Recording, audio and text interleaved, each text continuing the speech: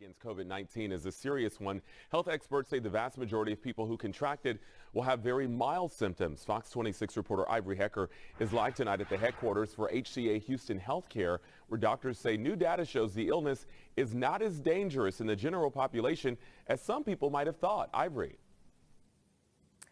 That's right, Jonathan. The coronavirus COVID-19 was previously thought to be more deadly than the flu, but as this virus spreads around the globe and more data comes in, that is turning out not to be the case, according to the chief medical officer for all 13 HCA hospitals in the Houston area.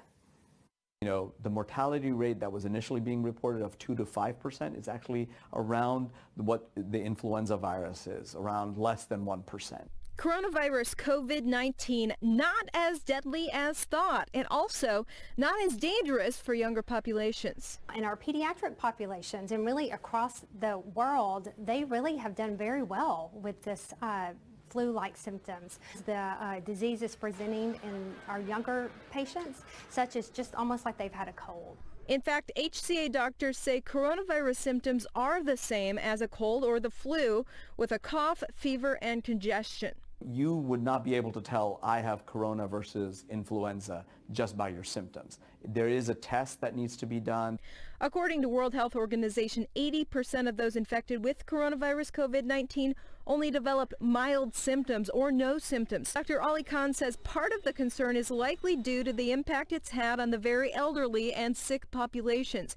About 15% of people do develop serious symptoms, but for most, the virus goes away in a couple weeks on its own. From what we're seeing, from the data we're seeing, it does self-resolve, similar to a common cold. So again, the elderly and those with compromised immune systems seem to see the most serious symptoms. But if you are under the age of 50, Houston Health Department officials say you're going to overcome any symptoms that you may catch if you do catch the coronavirus very easily.